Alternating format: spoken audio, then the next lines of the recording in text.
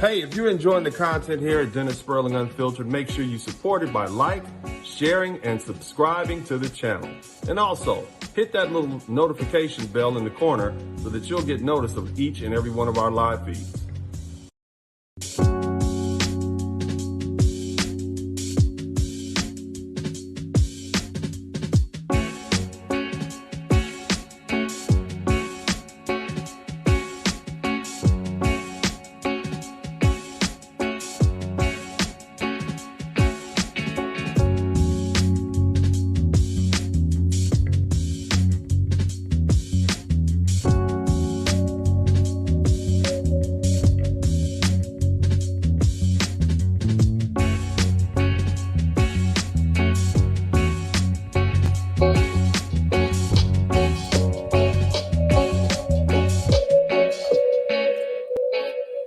So I want to first acknowledge the fact that Mr. Kevin Samuels is no longer with us. Many of us enjoyed his programming. Some of us didn't.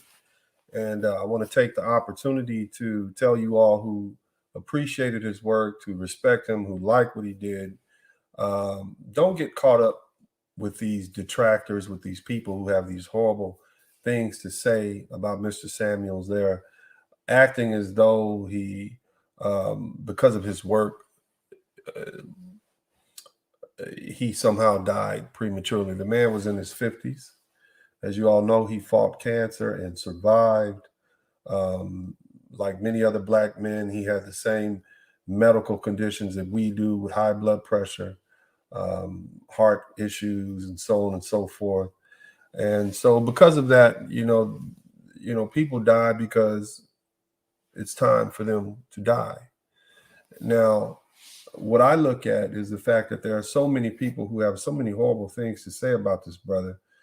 And the brother did nothing but spend the past 7 years, 5 years working with Black men, 2 years working with Black women, trying to help them understand how they look to third parties, what their value is realistically. If you're a 300-pound, 5'2" Black man who has a job that only pays $32,000 a year, then there's not really much there that a woman would desire. Likewise, if you're a mother of 3, never been married, obese, out of shape, a size 16 dress, then more likely than not, you are not going to be able to claim a high value man, because you're not what they want. Men with options want women that are appealing. And most men who have that level of success can have what they want. And if you're not appealing to them, then they're going to go for the women they are. That's basically what Kevin Samuels said. He basically was a realist. He basically was telling you all, hey, this is how you look on the open market. You don't have to like what I'm saying. I'm not sitting here calling you a queen. I'm not sitting here coddling you. I'm telling you the truth. And unfortunately, because of the society that we live in, people are no longer used to hearing the truth. They are thin-skinned. They are narcissistic. They are unintelligent even. And so because of that, when someone tells them the truth, they take offense to it. So there are those people here on the internet. There are people on Twitter. There are people everywhere saying some horrible things about Mr. Kevin Samuels. Now, I'm going to tell you this. That shows more or demonstrates more of your character than it does his. But for those of you guys who appreciated the brother, don't respond to that. And the reason I say that is because Kevin taught us something about that. Don't respond to your haters. The reason that you don't respond to your haters is because you have a mission. And responding to those critics and those haters, all that's going to do is sidetrack you from your mission and the job that you have to do. Okay? And it's just a waste of time. So don't do it. It's nothing. If you learn anything, you recognize that there's nothing progressive in going sideways or backwards towards someone who will never catch you. I'm gonna tell you a story. I was having a conversation with Kevin Samuels recently before he passed away, and I'm not like him. You know, I embrace conflict and I anticipate conflict. I look forward to it. And unfortunately, well, hell, I've written 3 books on conflict. Um, really good, well-selling books. They're on Amazon. So this is what I do. And I was all prepared to fight with, argue with, go back and forth with, undermine many of the critics that we have here on YouTube. I've gone so far as to begin to develop a database of their addresses, phone numbers, names, relatives, bank account information, social security numbers, all these different things, prison records, prison jacket records, which tells you what they did in prison, because there's a lot of that on YouTube. And Kevin said, "You're just wasting your time. Why spend energy on that?"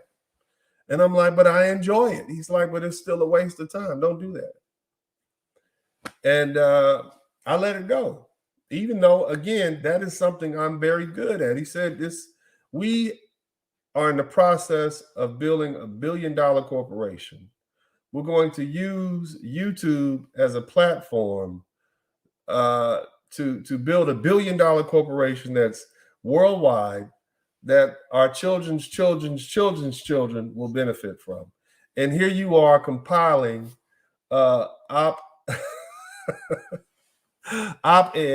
intel on people who are irrelevant, ex-convicts, losers, people who will never be anything. And so, I thought about it. And so I had to listen to my better angels, and I stopped doing that, or I cut it off. Okay. So that's how strongly he felt about that. So all these people saying these horrible things about Mr. Samuels on the internet, Twitter, understand that they're entitled to say what they want. And as long as they're spending their time focusing on him, they are not on their mission. See, had Kevin spent his time responding to critics like I do, right? And you guys know I am notorious for my comment section, right? On my community tab. I think I'm batting 1,000 over there. But instead of doing that, Kevin does what? He develops his shows. He develops his topics. He learns more about the internet. He learns more about YouTube. He learns more about business and how he can market. He courts these different fragrance companies and these soup companies and these manufacturers. This is what Kevin spent his time doing, which is why he was making millions of dollars a year, which is why he had 1.4 million followers, because he didn't spend his time focusing on critics. So this is what I want you guys to realize. Let's not spend our time focusing on his critics. Kevin's legacy is far beyond and surpasses those critics. At no point will they ever have the magnitude or impact on the world that he has. Not at this time. He was exactly what we needed at the time that he showed up. So don't spend your time dealing with those critics and those naysayers. Kevin doesn't need his defense. It needs your defense. His body of work speaks for itself. Go and cite to the, well, what exactly do you have a problem? Where's the misrepresentation in this man's statements? You can't point to that. The reason I know is because he was well studied in what he did, and he understood exactly what he was saying, to whom he was saying it. And if you read it in context, especially when he was talking to the lovely ladies, he made the points he needed to make. So there's no need for you to defend his work. It's like trying to defend Shakespeare. It is what it is. It's the masterpiece that it was supposed to do. Kevin created his masterpiece. Over time, the critics will fail, and they're going to look at the future. People are going to look at him and say, "This guy's right. That Kevin Samuels guy was right."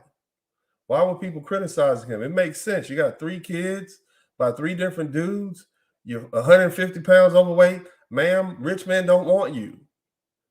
They want fit, feminine, young women. That makes sense, right? Everybody that makes sense, right? Men who have the best option, who have the best options, they'll exercise those best options, period. That's men are only limited by their option. His body of work speaks for itself. I don't give relationship advice. That's not what I do. I don't, and there's a reason why. Because there's too much criticism that goes with it, and I don't want to hear it. But Kevin had somehow, first of all, he was willing to walk into that fire. He was walking into that lion's den, and he did it unabashedly. And we have to respect him for that, because no other people, I don't know. See, there's a reason why our preachers and imams and politicians and actors don't criticize women for their shortcomings, because they don't want to deal with the criticism. They don't want to deal with the backlash. They don't want to be called misogynist. They don't want to be called chauvinist, even if what they're saying is the truth. It's not chauvinistic to tell a woman she's overweight and has too many children for a man with means and money to really want to take a serious interest in, when he can have a woman just like her that's younger with no children. I mean, that's common sense. That's not chauvinism. What they try to do is label you. Kevin had realized that people try to shame you by calling you a chauvinist, by calling you a misogynist, when you begin to call them on their BS. Those are words used to shame. That's something that he learned in the Manosphere. You can't shame a man who's been properly made aware of female nature. You can't do it. And that's what happened. And so he would not want you all to be spending your day going back and forth with these folks. Instead of going back and forth with them, go ahead and listen to one of his videos. You know, just go begin to look through the videos. I don't know how long YouTube is going to allow it to be up. I don't know. I don't know if it's backed up somewhere. I don't know. But you should listen to we didn't hear him when he was alive. We didn't listen to him enough when he was alive. Right? But now what? You have an opportunity to listen to his videos and his body of work. Listen to it. Hear what he has to say. You know, more importantly, listen to the life lessons that he's trying to teach you young men, especially about working hard, about redoubling your efforts, about proper grooming, which is something that a lot of men need, older men also. How to carry yourself. Look how he dealt with those people. He was always very respectful to people as long as they were respectful to him, but he didn't let people run over him on his platform. He commanded respect. You can say what you wanted to say outside of his platform. You can beat the comment section up. Matter of fact, he once told me, you got to pay me to criticize me. So if you want to talk stuff in the comment section, you had to join his channel. That's how he dealt with his critics. You had to pay him to criticize him. You can't criticize me for free.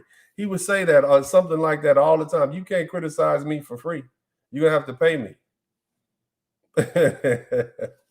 You know, now I find myself sitting here rethinking, reliving some of the conversations he and I had over the past couple of years. And you know, you guys really just don't know how funny Kevin was in a very serious but calculated way. The man was humorous. You know, he had his own sort of humor. You know, but he was honest, man. You know, and I don't want you guys getting caught up worried about these critics, man. These critics they like crickets. They're gonna be outside. There's nothing they can do but make noise.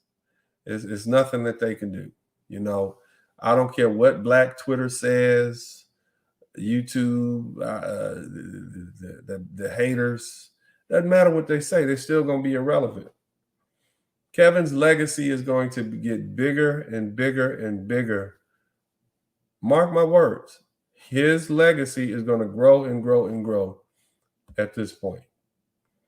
Because he passed away at the height of his career or his rise, he is going to become a permanent part of the lexicon. It's almost like a nuclear bomb just went off. Everybody knows, but even the people, who is this guy? Who's this? So you'll see his legacy is going to expand. There's going to be, I'm just telling you guys, that's how it works. Because people don't miss something until it's gone. And so now they'll realize, damn, we missed this guy. We don't get a chance to ask him this specific question about this specific topic. And so they're going to have to go and look at his work. And once they begin to investigate his work, they'll see how brilliant the brother was. And so the critics are going to fade. Some people are just not going to like you. It doesn't matter. You know, some people are just not going to like you no matter what, people didn't like Jesus Christ. People didn't like Malcolm X. People hated Martin Luther King. You know, but people hated all these different people, you know, and then they realized in the years after they've gone, like, wow, that was a brilliant guy. He really had a lot to say. He was the prophet that we needed at that time. You know, a deeply religious man. Kevin understood many things about how the Lord works. He did his work here, you know, and he was inspired. That was his mission. He did his work. Now, of course, we would want for him to have finished the things that he had talked about, the things he had planned to do, and the things that he had in his works. But he did he accomplished his mission. He did exactly what he was supposed to do. The man literally changed the trajectory of social relationships in the Black community to a whole nother direction. Movie on Obsidian Ali in 2018. He said the problem that Black people face going into the 21st century is that Black men and women don't get along. Kevin Samuels came in and explained why they don't get along. And in doing so, he explained why the rest of America didn't get along, why Western relationships are failing. He explained that. He began to do what? Lower the expectations of so many of these women who have these high expectations, who've been lied to and told that they could have it all when they couldn't. You can't have your career and a family at the same time. No man in his right mind wants to deal with some 45-year-old woman who still thinks she can have children and she's been working for 20 years and has had 20 or 30 relationships, when he can have a woman who's maybe half her age, you know, without all the baggage. They're going to make choices. Of course, there's always exceptions, but for the most part, you know, the exceptions do what? They substantiate the rule. So what I'm trying to explain to you all is, you know, the man came through with truth. He understood what he was supposed to do. He explained to women what their real options were, generally speaking. He explained to men what their options were, referring to them as high value men and working Henrys. He was a champion of the blue collar man, wasn't he? Kevin never talked bad about blue collar brothers. The plumber who's making $120,000 a year, the electrician, the carpenter, these people who have their own businesses making millions of dollars a year.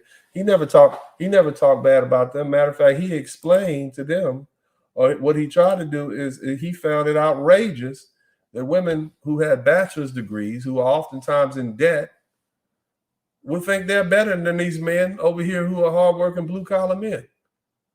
What did he say when they thought they were better than us? What did he say? What's your net worth? Y'all remember that. What is your net worth? The next time one of these lovely ladies begins to ask you or think she's better than you because of her college degree, you ask her what her net worth is. Why? Yeah, you might be a plumber, you might be an electrician, but her net worth is what? How much money she has minus how much debt she owes.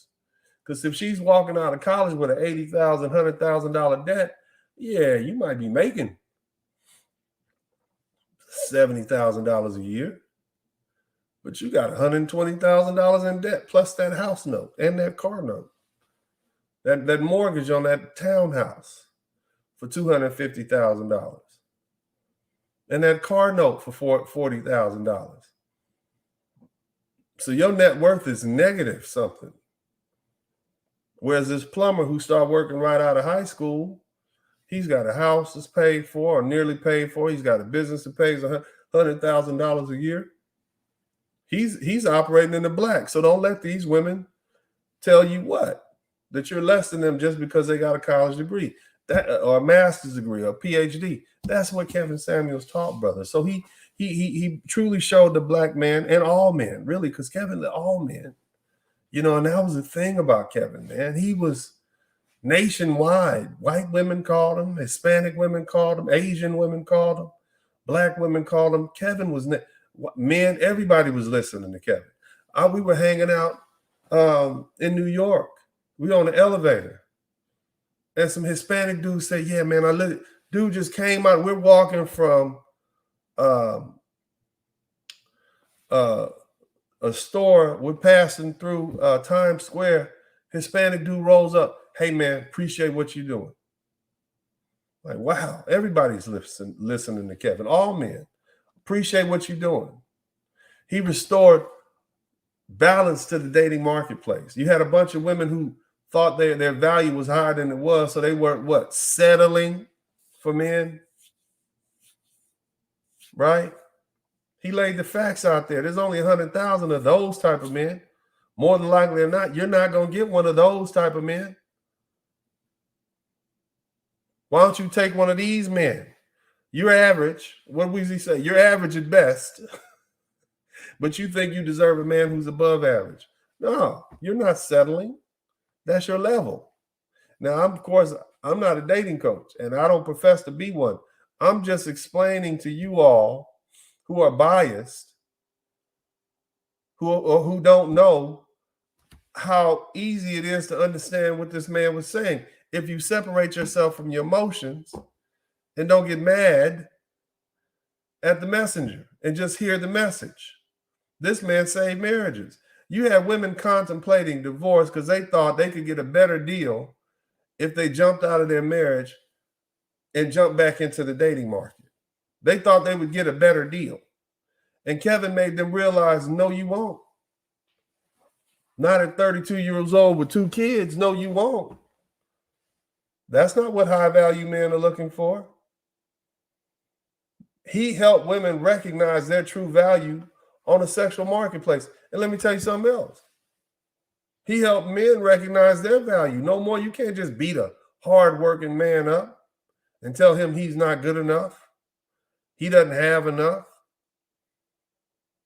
Why? Because you say so? No, especially you brothers. He let you know this is what you command on the open market. He didn't focus so much on race, fit, feminine, FBI, I believe. I don't know the acronyms as well as it, but I get the point. You have to compete for these men now. That's the legacy of Kevin Samuels.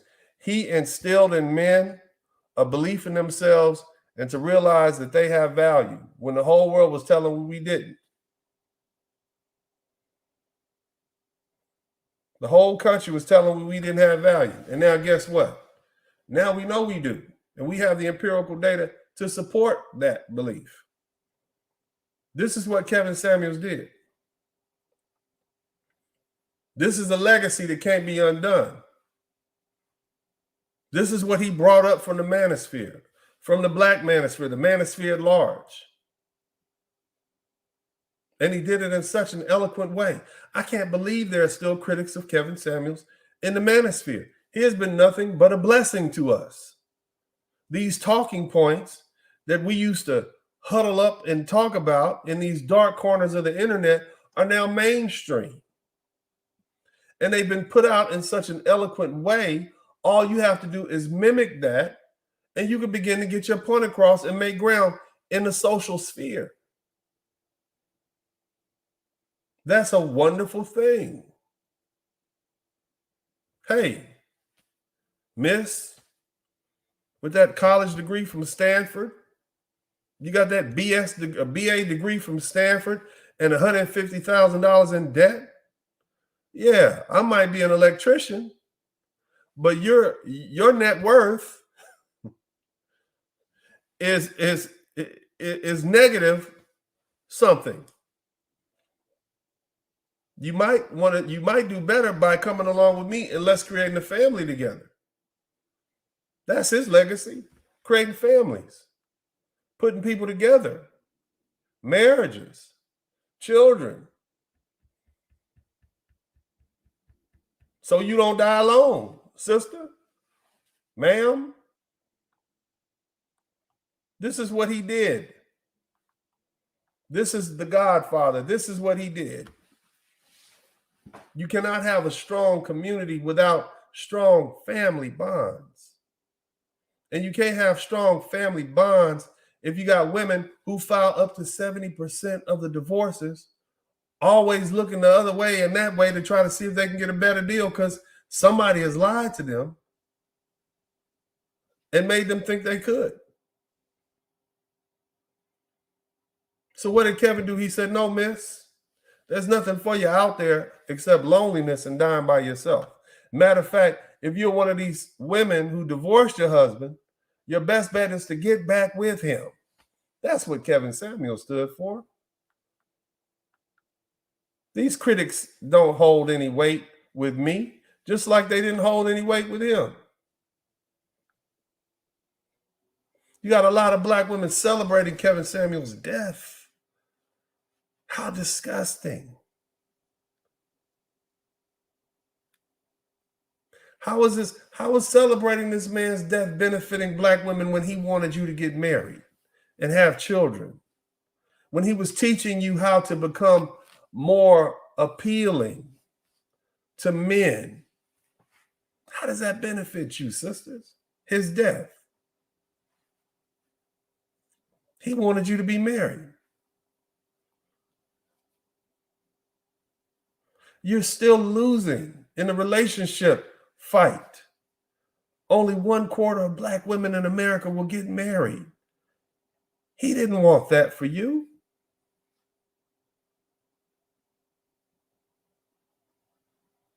He wanted you to recognize the error in your ways and begin to do better. No, you shouldn't be holding out for a multimillionaire. You are average at best. Get you an average man and work with him and y'all build a relationship together. And you better be happy to get him because you're not settling for him. That was what this man was trying to teach you. This is not hate. That's love at the highest level. Your preacher wasn't honest enough with you to tell you that truth. That actor that you love, those singers that you admire, those movie stars, all they did was what? Lie to you and tell you you're a queen, girl. You a boss chick, girl. You a bad bitch, girl. You don't need no man, girl. This is what they taught you, ladies. And where has that gotten you? Nowhere. The most unmarried group of women in the world.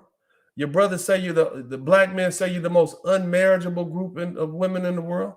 And after the X generation and these baby boomers die off, the marriage rate in the black community be less than 10%. You needed Kevin Samuels. He wasn't your enemy. He wanted you to see better. He wanted you to do better. And let me tell you something else. After a couple of years of observing Kevin Samuels and listening to this man,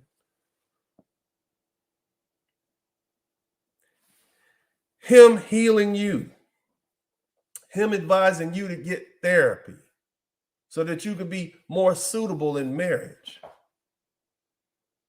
him teaching you to lower your expectations and recognizes your true value on the market would help you get in a marriage, help you get in a relationship, help heal you.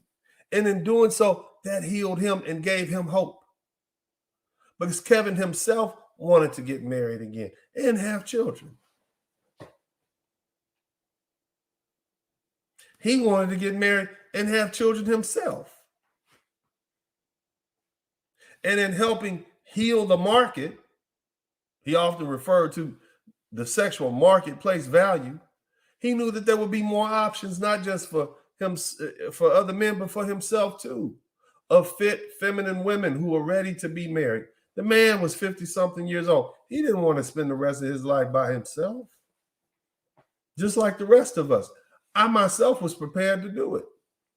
Some of you guys may know my story. I was cool on American women. I was waiting for my son to graduate from high school in another 5 years, and I was gone. Had the villa set up,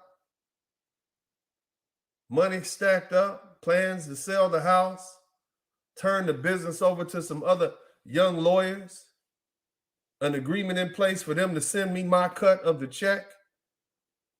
And I was going to live real small and ball well into my 80s, God willing. But I was through with relationships, done. And then I started listening to Kevin and joined his group, a group called The Mix. Nothing fancy, free admission on Facebook. And funny thing is, people would tell me all the time that he would repeat my story, which lets me know he was happy for me. And he wanted for himself what he had done for me, to be able to find a beautiful woman. But as the story goes, I met my lady in the mix, had no plans on meeting anybody. Was not interested. Matter of fact, when he let me in, I think it took 3 or 4 months and 4 or 5 trips overseas before I said, okay, let me say something. Hey, how y'all? I'm Dennis, bro.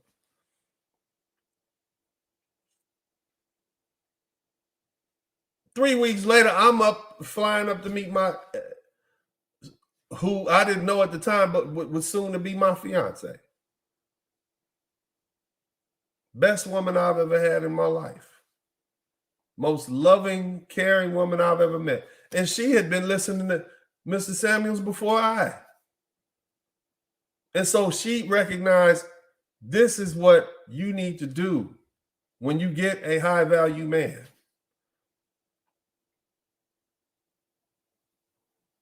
I mean, the man is a miracle worker.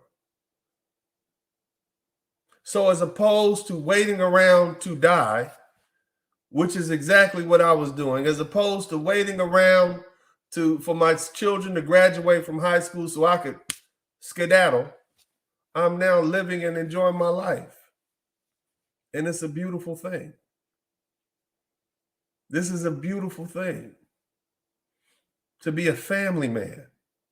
To have a woman to come home to that cooks and cleans and smiles and works with me and takes care of me and looks after me and takes care of my children that I can look after, that I can care for, that I can love, that I can have decent conversations with, that don't end up in fighting matches and the narcissism that exists in so many women in America, because for some reason they have been convinced by society that they're doing you a favor, no matter who you are. I don't have to deal with that. And it has a lot to do with the fact that Kevin Samuels has talked some sense into these women. So there's really nothing these critics can say to me, because the man's work speaks for itself. And I'm not the only one.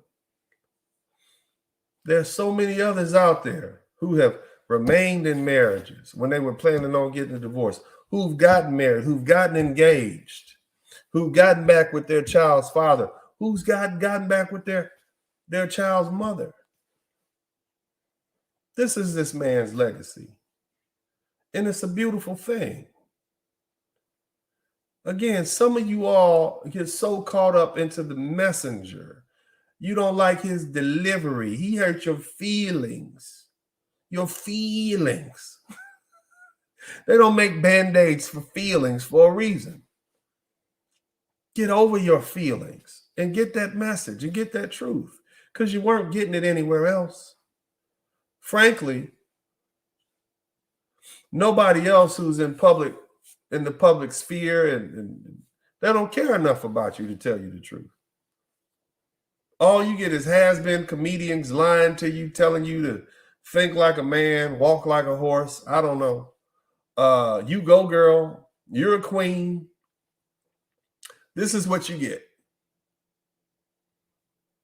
Buy my books. Come to my seminars. What did Kevin Samuel say? I don't have any books and I don't have any seminars.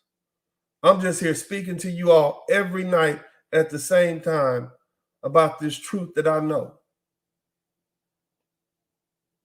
Because he wanted people to get back together. He wanted marriages to stay intact. He wanted people to come together. He wanted to see society for what it should be, not for what it is. He wanted to see children raised in two-family homes. This is what this man wanted. And you got the nerve to criticize him? So if you're criticizing somebody like that, that means you want the opposite. You want broken homes. You want husbands and wives fighting with each other. You want families being broken up. You want divorces to happen. That's what if you're a critic, that's what you're advocating for. When you're criticizing a man who's trying to bring families together, then that means what? You want to take families apart. So whose side are you on? If we refer to a spiritual battle, whose side are you on? Even for you black power folks, whose side are you on? You're criticizing a man who wants to bring black families together? Then what side are you on? You're on the side of the people that wants to tear black families apart. You need to check yourselves, critics. But as far as you folks who love Kevin Samuels, don't worry about the critics. They'll take care of themselves. That's what happens to critics, because most of those critics are hypocrites. And there's a special place, a special punishment for hypocrites. Y'all keep that in mind. Society has a way of punishing hypocrites. As the young people say, that energy you put out will eventually come back around to you. That's what I'm looking at. So what I want to say to you all is, let's not focus on the critics. Instead, let's focus on Kevin Samuel's message. To women, it was very simple and easy to understand. To men, it was also very simple and easy to understand. Stay on your purpose. Young men, old men, become the best man you can be. Redouble your efforts. Work as much as you can when you're young. Focus on being the best you can be. Make yourself look good. Wear a tie. Wear a suit. Get some cologne. Right? Things your daddy should have taught you. Things your daddy's daddy should have taught him. But for some reason, we didn't get that message. But that's okay. Because now you've heard it. Now you can't blame your daddy anymore because you had a Godfather come in and tell you the same thing your daddy should have told you. So you can't say you didn't know. You might not have got the message when you were young, but you got the message. You know now. Your image is important. It's how people perceive you. You didn't see Kevin Samuels walking around with a bunch of saggy pants, skinny jeans sagging. Explain that to me. Is that gangster? Obviously not. Obviously not. Something else. It's just, you're looking sloppy. But what I want you brothers to do for me, man, is just, and you ladies who appreciated this man's legacy, don't get caught up into what these critics say, man. That's all they're going to do is talk. That's it. That's all they can do is talk. And those people disparaging his grave, saying stuff like, or disparaging his name and he died alone. He didn't die alone. He got all of us. We millions deep. The man had on nearly 300 million views on his YouTube pages. His legacy lives on. The mind of Kevin Samuels and his thoughts have been heard by millions of people around the world. So he didn't die alone. His legacy lives on. Some of you ladies, you're going to die alone. Nobody's coming to your funeral. Nobody's going to remember you or your name or what you did. You're irrelevant. That's what he was talking about. You're going to die and nobody cares that you even lived. That's what dying alone is. Nobody to talk to, people ignoring you. By the time you get 56 years old, nobody's going to be paying attention to you because you don't have any kids. You're just going to have that, what did Kevin say, that dog? That dog is crapping on your floor that halfway listens to you anyway, or maybe some cats. So Kevin Samuels didn't die alone. He has all of us, and we're still living. So through us, he continues to live. His take, his philosophy on how we should see the world as high-value men, as working Henrys. I don't know the brother's terminology, and I don't profess to. But those of you guys who it applied to, you remember. You remember that. He taught you, brothers, who you were and how you should carry yourselves. And that's his legacy. And as far as you haters, look, you are who you are. You know who you are. You're just ugly on the inside. And if you feel so compelled to disparage a dead man, a man who left a great legacy, who was admired and appreciated and respected by so many, especially a black man, that shows the character of who you are. All these publications who have these negative things to say, all of that is going to come back and bite you. Because Kevin set something in motion that you can't stop.